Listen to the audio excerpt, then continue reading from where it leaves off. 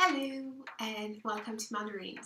This is episode 12 and my name is Melody. You can find me on Ravelry as Mandarines and on Instagram as the Mandarines. We also have a wonderful Ravelry group that you can find by searching Mandarines on Ravelry. And yeah. So this week I have quite a lot of things to talk about and to show you. I have some work in progress, some finished objects, some yarn acquisitions, some garden notes, some books, not book reviews, but just some material that I use for different things that I want to show you. And I think that's about it. Yeah. So for the knitting, I'm gonna show you the finished objects first. So if you remember last week, I was working on a pair of socks for a birthday. So on Sunday morning, I woke up very, very early. I wanted to prepare a very nice breakfast and make sure that the socks would be done. So yeah, I think I woke up at 5:30 and baked and knit, and it was absolutely lovely because it was so quiet and I had my cup of tea and a plate with fruits and yeah, just baking in the morning, and I think I was listening to a podcast or something like that. It was amazing, so amazing. So the day started really, really well. Then I wrapped up the finished socks because I managed to finish them, and I gifted them. So here they are.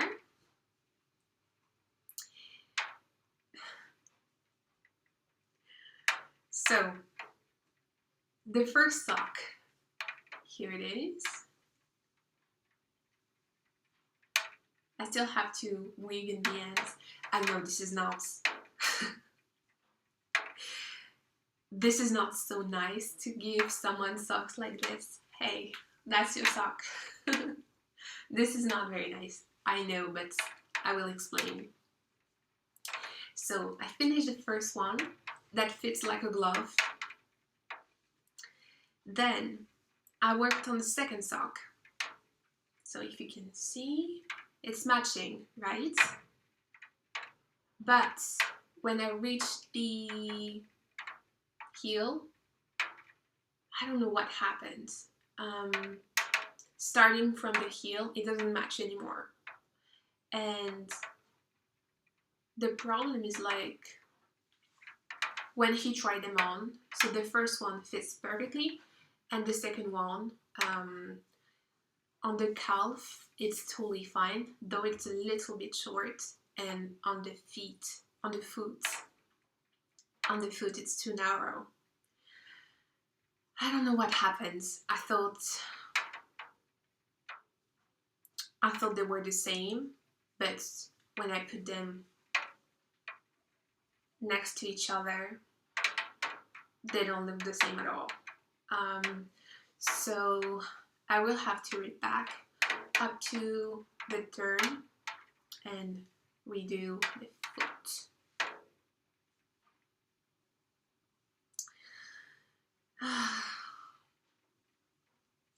That's what happened when you try to rush on some knitting, and I just realized that I dropped one stitch.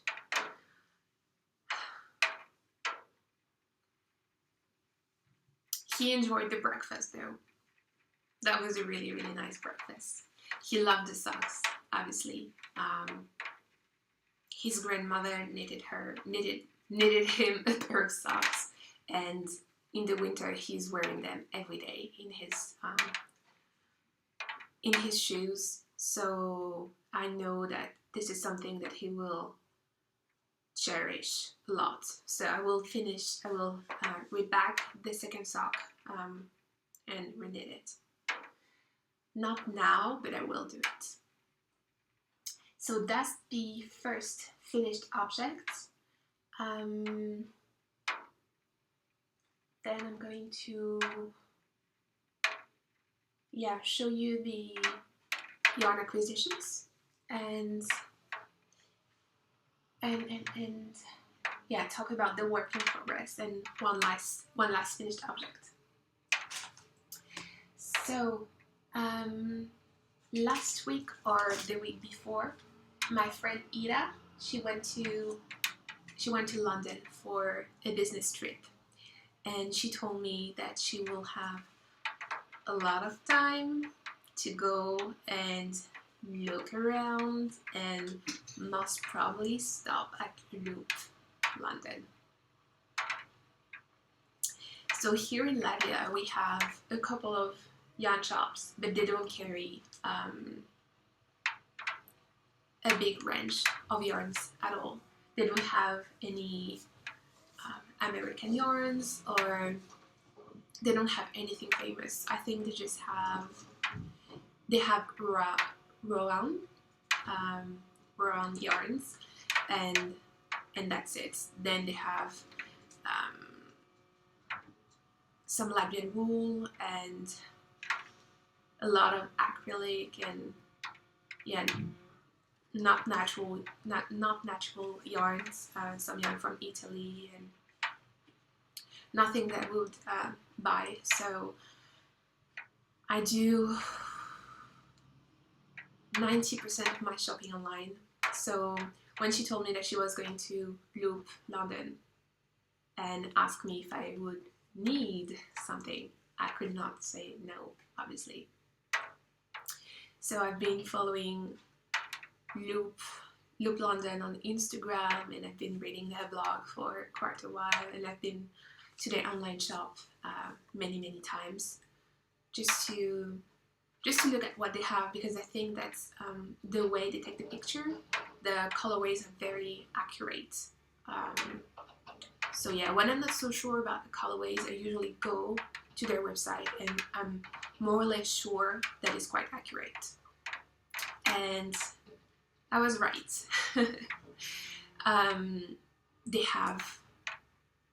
They carry so many yarns.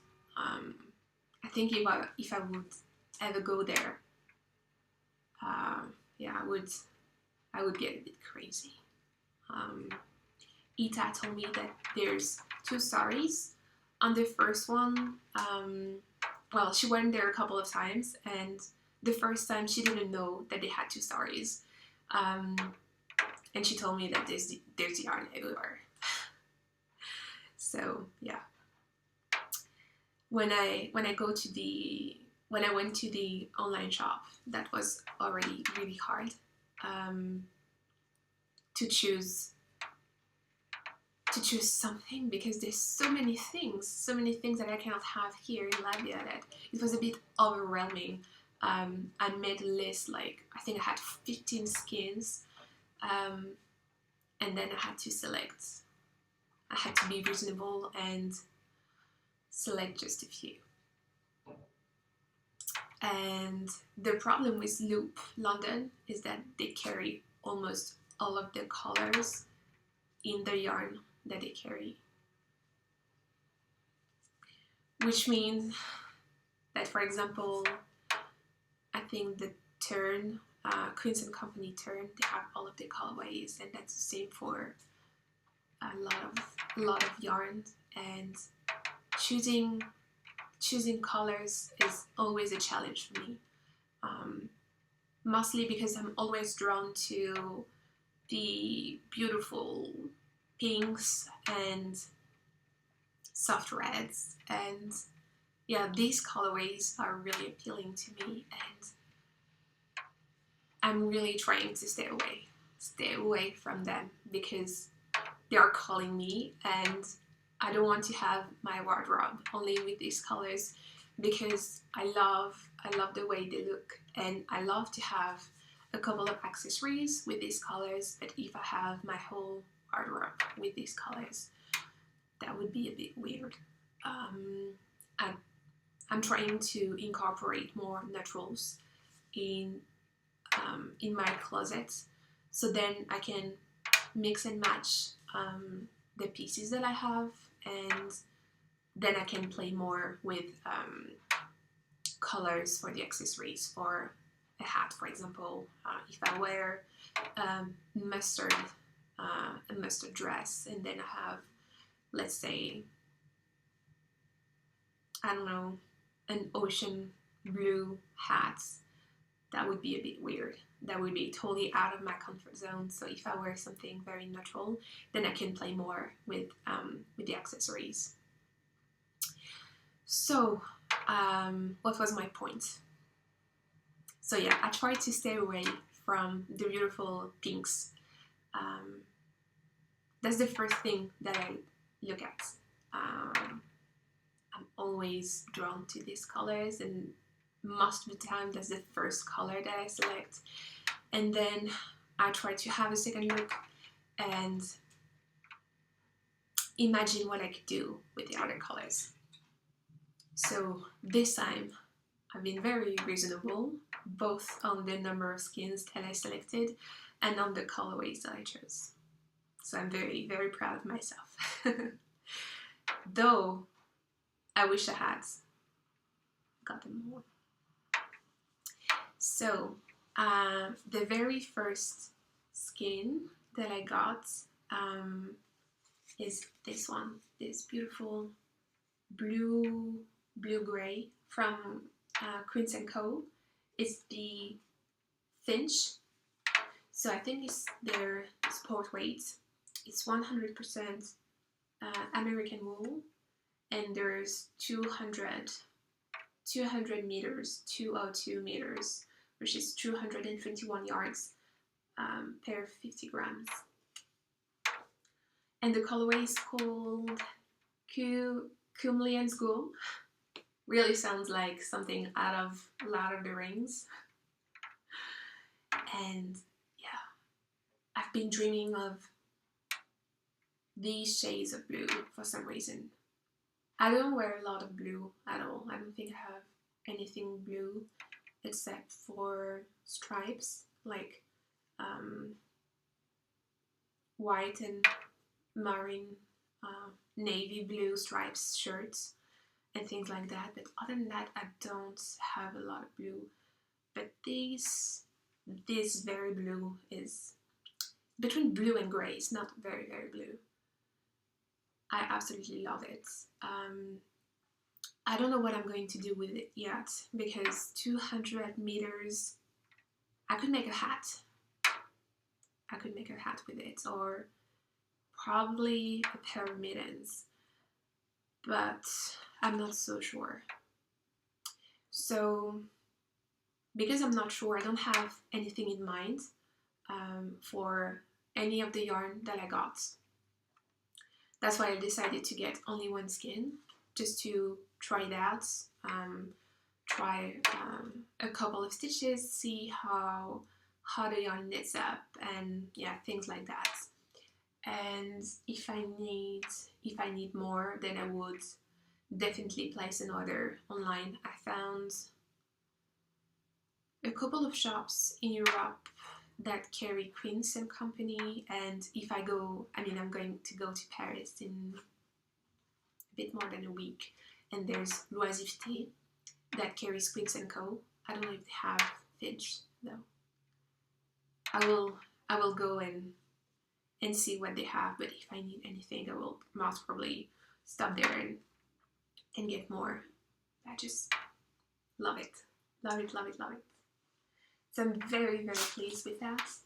And what I'm thinking of doing is, I have a couple of branches that I got from the woods, and I'm thinking of putting them in my little workspace, hanging them on the wall, on the branch, and probably from time to time switch switch the yarn that would be hanging. So then I always have a palette inspiration close to my mood board. So that's a very, very nice idea. And when you have a small stash, but with yarns that you really love, you can get inspiration from it. One day you can decide to pick up this color and do something with it. So that's something that I really, really like. The second skein that I got is Brooklyn Tweed Shelter, and it's something that I've been wanting to try for ages. So here it is. I got the Fossil colorway. That's the worsted weight yarn, and it's 140 yards per 50 grams, and that's a Target Columbia sheep yarn. And yeah, I've been wanting to try this for a very, very long time, and I've been reading a lot about it, and there's a lot of people that say that this yarn is very rustic. It can be rustic in the sense that there's still some veg matter in the yarn because it hasn't been heavily processed. So the process didn't burn all of the veg matter that is in the skin, and it's something that doesn't bother me at all. I mean, when I knit up, I can definitely pick up the what's left from the grass or what have you, and yeah, it's not something that would bother me at all. I'm definitely more into this yarn, and I prefer to have this rather than a thread that is perfectly even and that has this waxy feeling on it because it's been heavily processed and coated, and yeah, it's not something that I really like to work with. So I've been wanting to try this for a very, very long time, and it's very soft. Actually, I was expecting something much more rustic, much more rustic than this, and I'm very, very surprised. For some reason, it reminds me of the Marco Merino wool that we have in France. It's very close. Yeah, it's very close to that. It's probably because of the way the yarn is plied. It has this lofty feeling, and yeah, the Marco Merino that we have is extremely close to that. So it's the same as the Finch. I don't have anything in mind yet. Probably some upcoming design, but at the moment I just want to, I'm working on so many things at the moment that I don't have the time to play with these, and that's a very good thing because these are colors that I absolutely adore, and these are yarns that I've been wanting to acquire for such a long time, so I want to keep them close to me and don't use them right now. Just hang them and look at them and get inspiration from them and dream of the things that I will be able to do in the near future.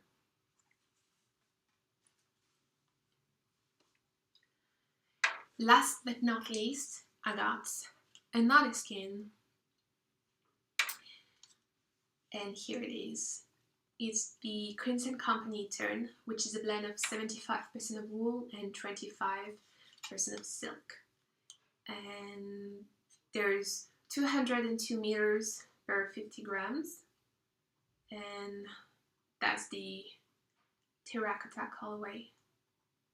202, I think it's the same yardage as this one.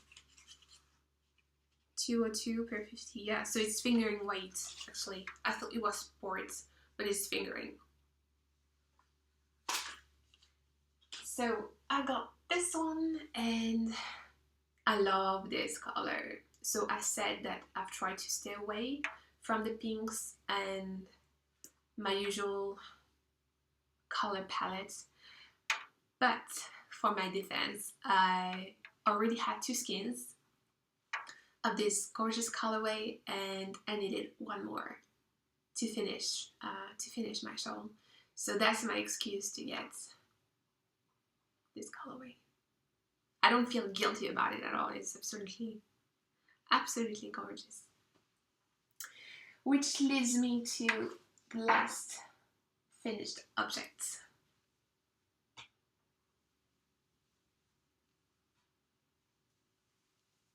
I'm not going to show you too much. I love the way this yarn knits up.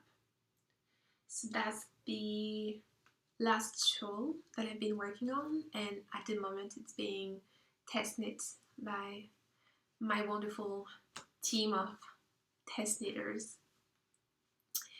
And so regarding this yarn, so I had 2 skins of it already and I didn't really know what to do with it. I thought it was very beautiful, but I wasn't sure if it was going to work for a shawl and for a sweater, or I didn't know what I could do with it.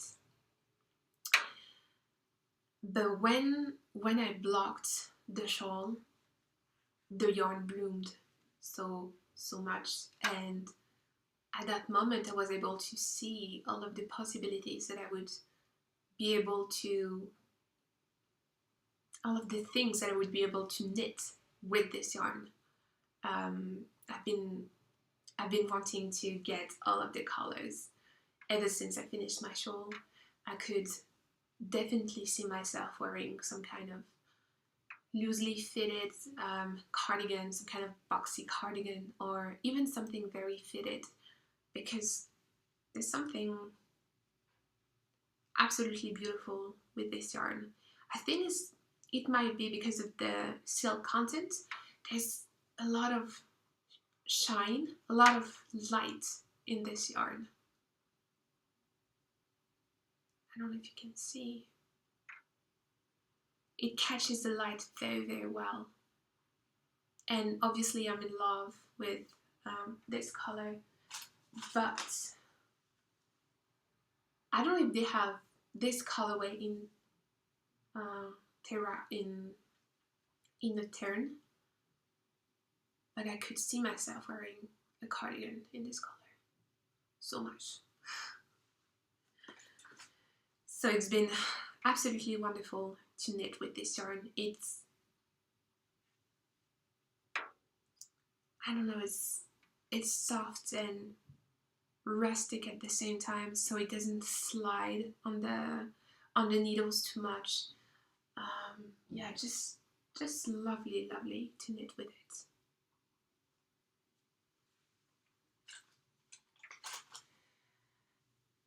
Then I've been working on something else. I've been brainstorming for the past few days, trying to make this pattern work, because there's a lot of things. I had a clear idea in my mind, but when I started knitting, it didn't work. It didn't work at all.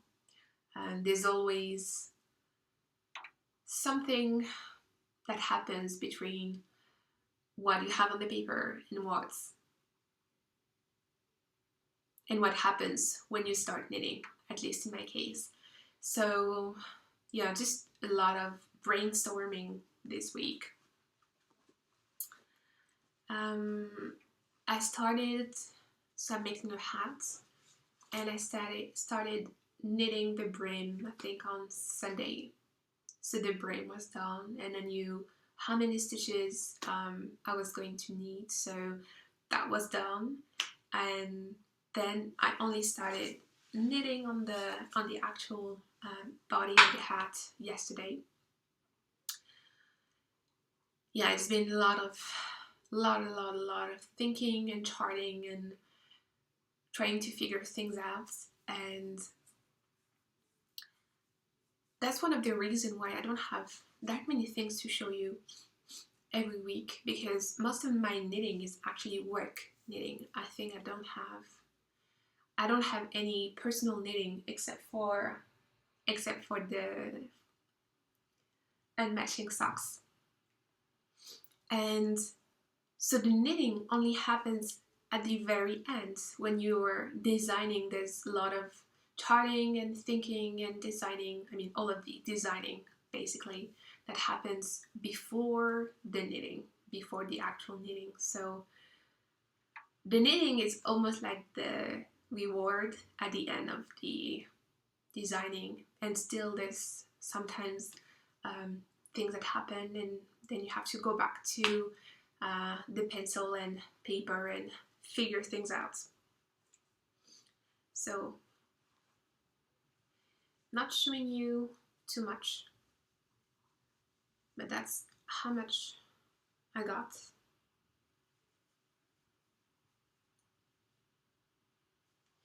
And I'm using the Snoqualmie Valley yarn from Tote Yarn and Wool. And this yarn is absolutely lovely. It's much more rustic than anything else that I'm knitting with at the moment. It's not scratchy. It's not scratchy at all, but it's definitely rustic. And yeah, I have to take some breaks when I'm knitting with this yarn because I have some skin problems, and the way I knit, I never tension the yarn. So when I knit, there's the thread that is always running on this finger. So there's always friction exactly on this spot, and then it starts to get red, and if I keep working for many hours, at the end I will end up with blister.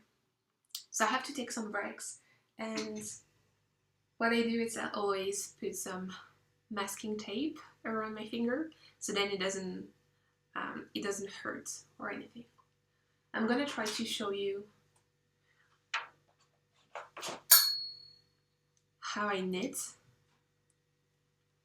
I don't know if you will be able to see anything, but I throw my yarn, so I don't need continental, I need English style, and so I never tension the yarn. Some people, they wrap the yarn around, for example, this finger, and then they start to, I don't know, knit.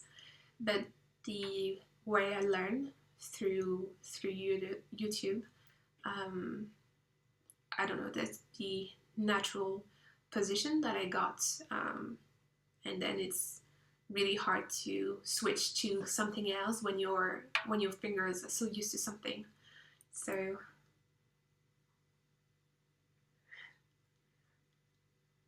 I'm holding the yarn just a bit in here, but that's about it. I don't really tension it or anything.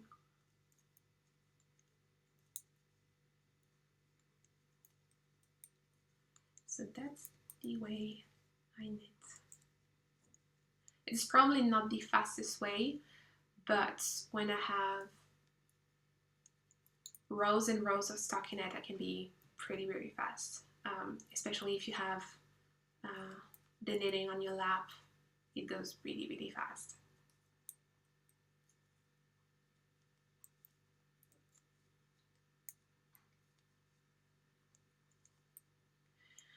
So yeah, that's the way I knit. I don't find it challenging at all. I don't have any problem with the knitting nor the purling, But when I have to switch from knitting and purling, if I have to make some moss stitch, for example, that's something that I try to avoid as much as possible, because the movement that I have to do from knitting and purling is exhausting for the fingers. If you knit continental, well, you know that you can move your finger back and forth for the purling and the knitting. But when you're a thrower, you have to carry the yarn on the top, and then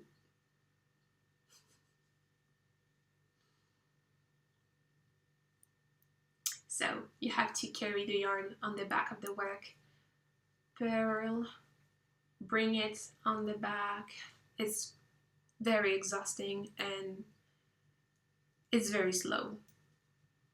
So that's a bit of a shame, and that's why I'm trying to practice continental knitting when I work Fair Isle as much as I can, though I'm not practicing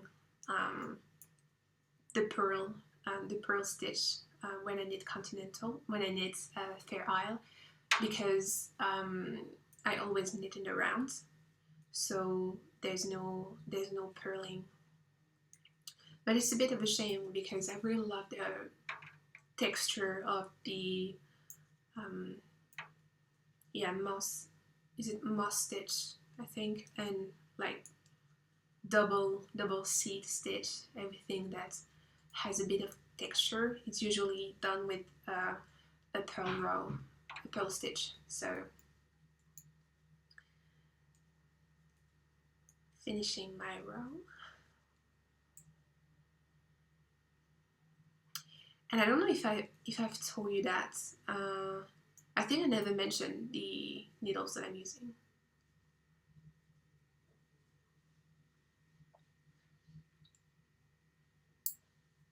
So I'm using the Knit Pro metal.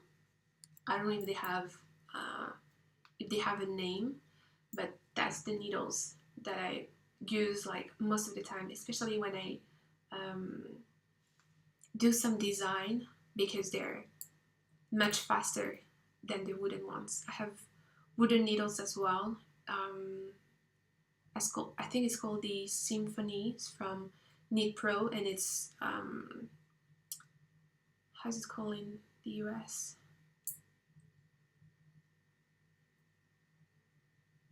Knit something.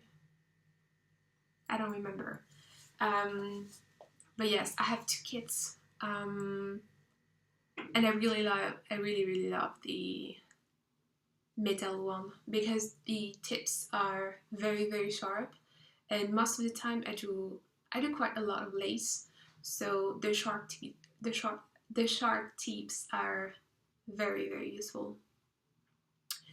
But I've been wanting to try more needles because there's quite a lot of needles in the market, and by watching different podcasters, I've seen that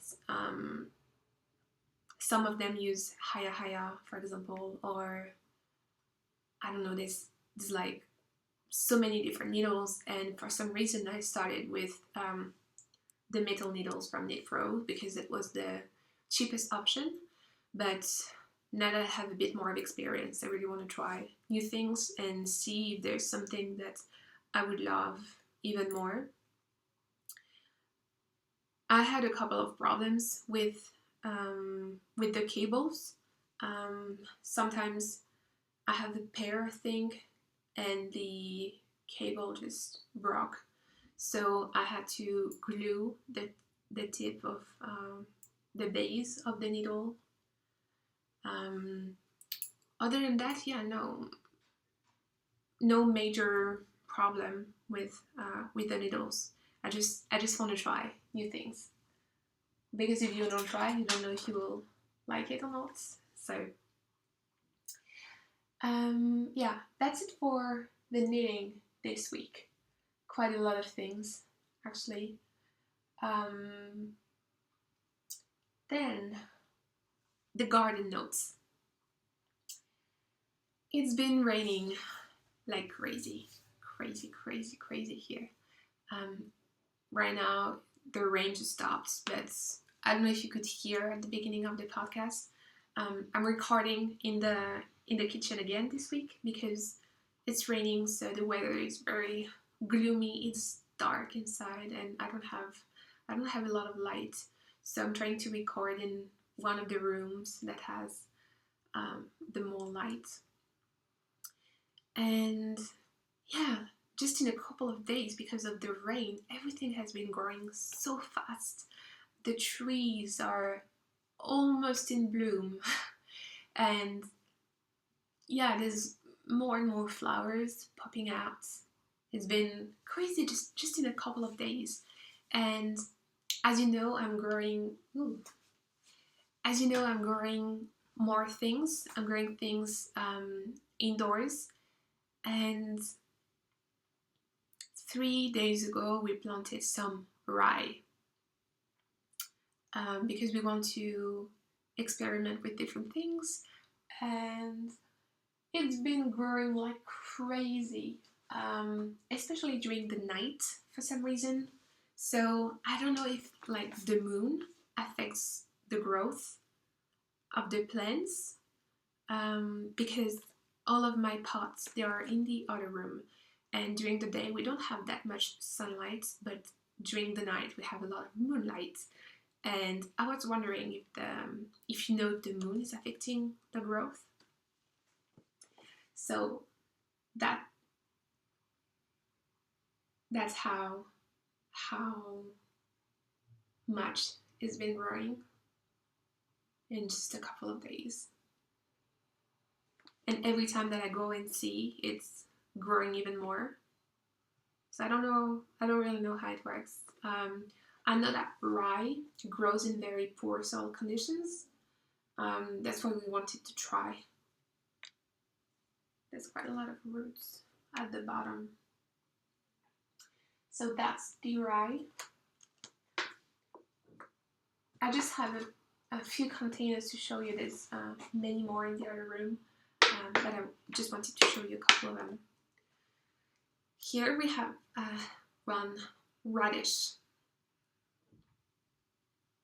It's getting so big, and it has roots up to the bottom. So I hope that there's enough, the container is deep enough for the radish. I don't know how deep it's supposed to grow, but so far so good. I don't know if I'm gonna end up with a huge radish or not, but that would be my very first radish. So thrilled about it. I think we're going to be fighting over it. Because we won't know who will have the chance to eat the first one.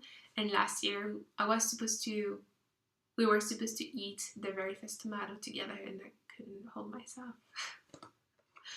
So here are the tomatoes, and I found these bottle containers very useful.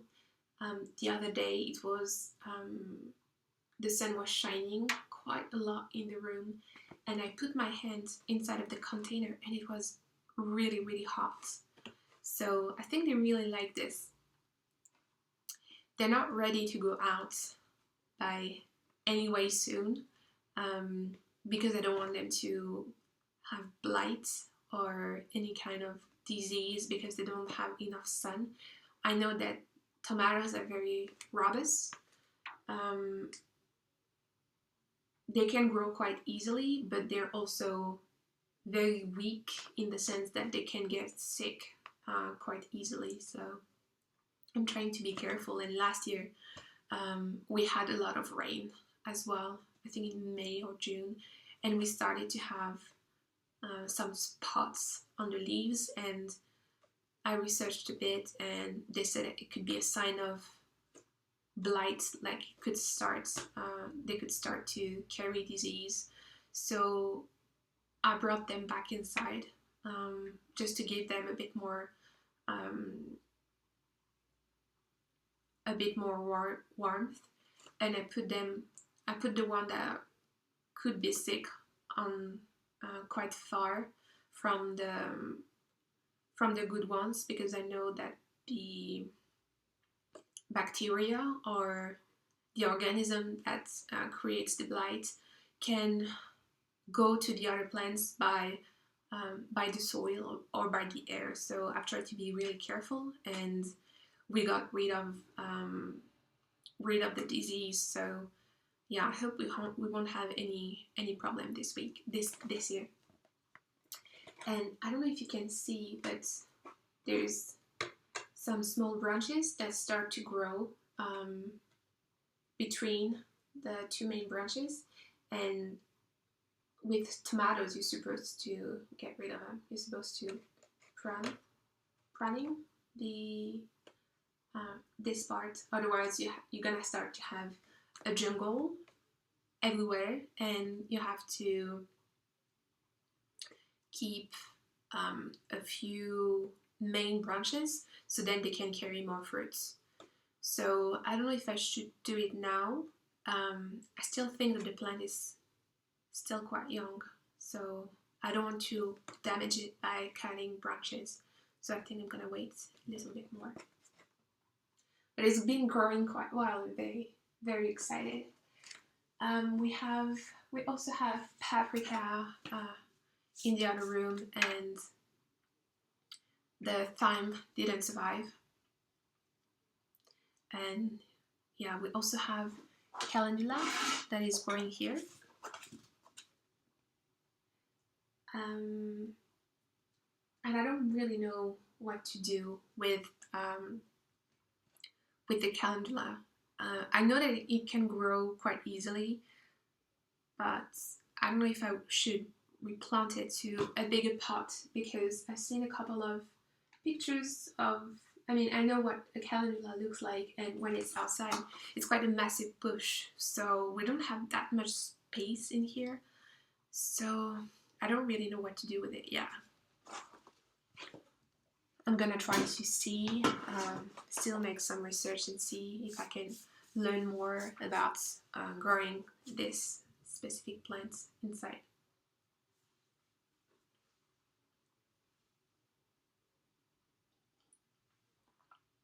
Other than that, we've been extremely inspired lately, mostly because of the weather.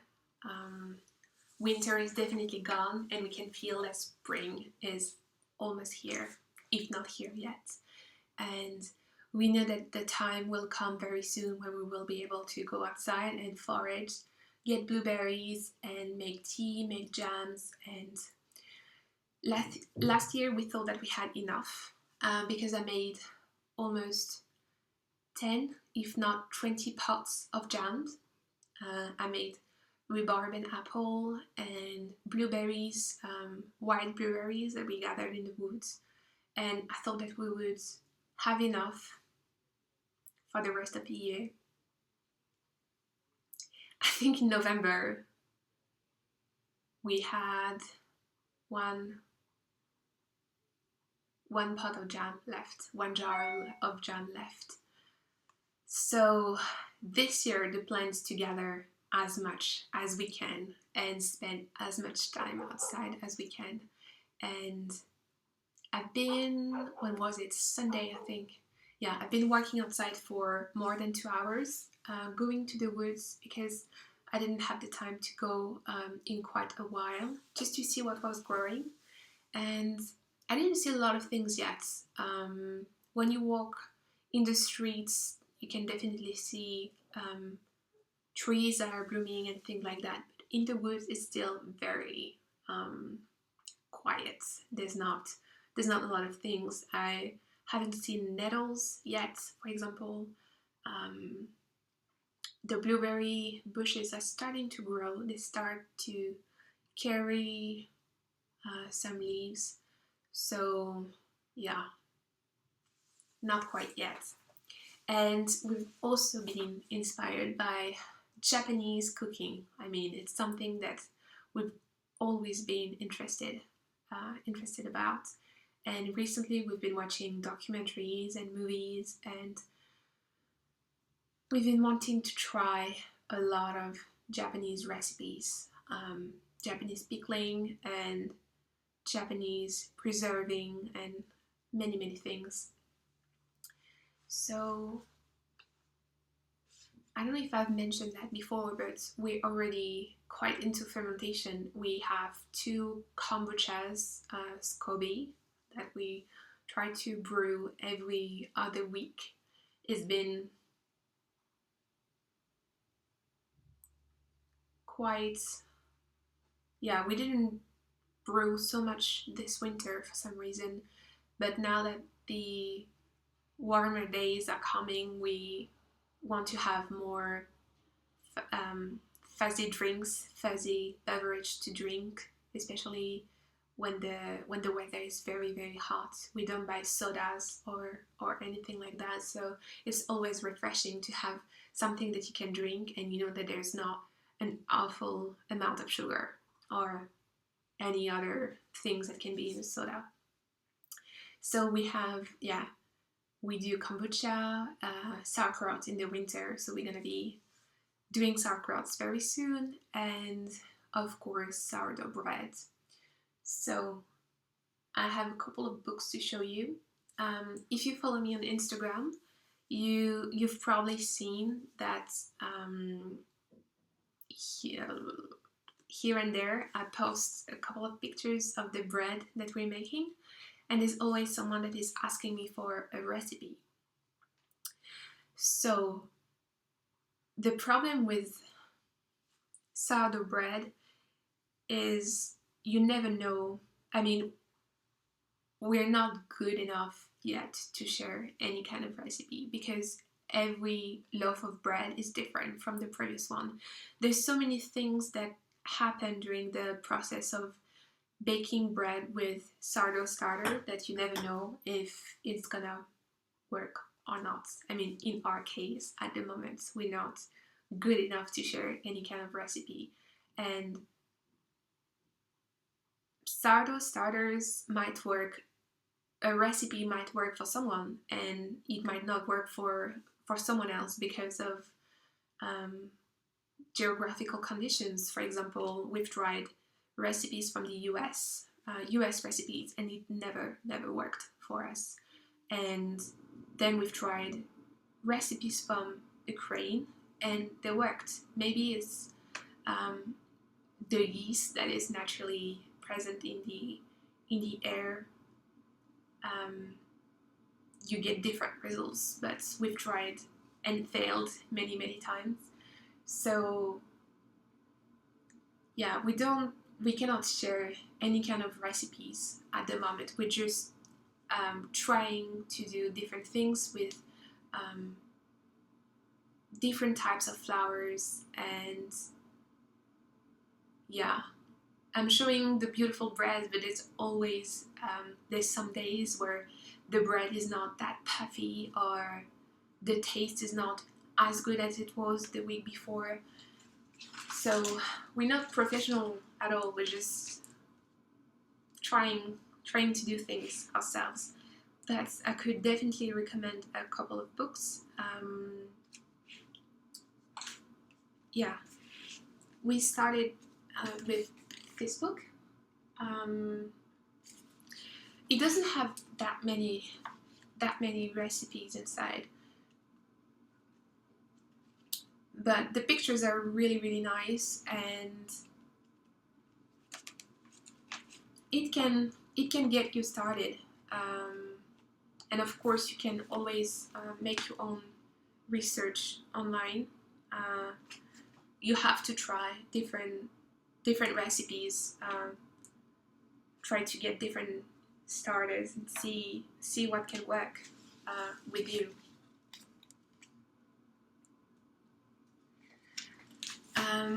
And I think the sourdough starter that we have is buckwheat, 100% buckwheat flour. And so when we bake bread, we don't add any yeast at all. We try to do things as traditionally as possible. If you search for sourdough bread recipes, most of the time they always add like baking powder or baking soda or some kind of chemical yeast that they add with the starter, and that's something that we absolutely don't want to have in our food. If we start something with sourdough starter, we don't want to add any chemical yeast at all or any rising products in the bread. And then we got I think it's the third book from Tartine Bread. And in this one, they get more into different flours. For example, kamut, barley, like different flours that you can get. And that has been very, very interesting because my partner is intolerant to many things, including wheat. He's not gluten intolerant, he's wheat intolerant, and eggs and dairies and many more things. So it's been quite challenging to cook, and yeah, wheat has been a big problem. So that's why we bake our breads all the time, and we've been experimenting with different flours, including spelt, which is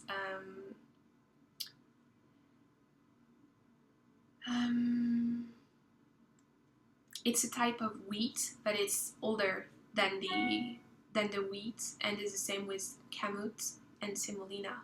So we've been experimenting with these types of flour, and he hasn't felt any sickness with that. So yeah, this has been very, very interesting. And so when you do the sourdough bread, you always have to ferment the dough before baking it. So the sourdough starts to eat probably the gluten, or like this some kind of transformation during the fermentation process, and that has been very, very interesting. He's also tried wheat bread that has been fermenting for maybe 24 hours or something like that, and he wasn't sick with it. So yeah, very interesting to experiment with different things. For the fermentation, so when we started to research and wanted to learn more about sauerkrauts and kombuchas, we bought this book from Sander Elix Katz, he's the guru in the Western fermentation. So his book is called Wild Fermentation, and inside there's a lot of recipes, and it's very good for beginners and for more advanced ferment nerds, because you can start with very simple things, for example, cucumber pickles or sauerkrauts, and then when you have more experience, when you have more knowledge, you can try more difficult things. So we've been fermenting for, I think, 2 years, and so now that we have a bit of knowledge about the fermentation process, we really want to get to another level and try new things, especially Japanese fermentation. There's something that I really want to try, and it's called, and it's a Japanese, it's some kind of sweet porridge, and in order to make it, you need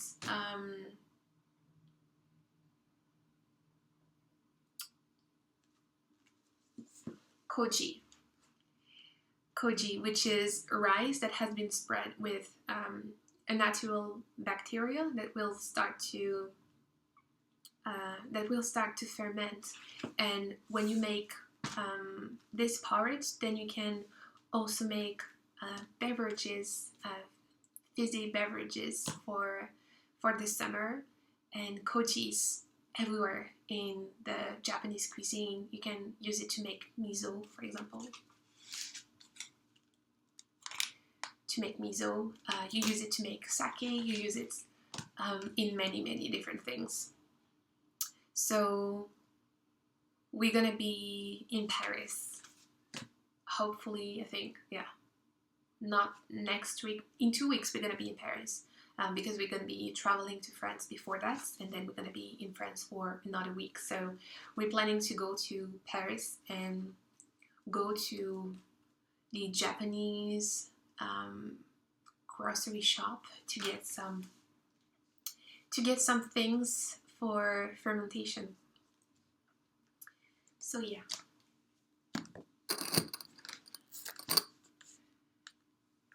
I think I don't have anything else to share this week. It's been a long episode, a very long episode. So I don't know when I will be recording next time. I don't know if I will have the time next week, and then I will be flying to France.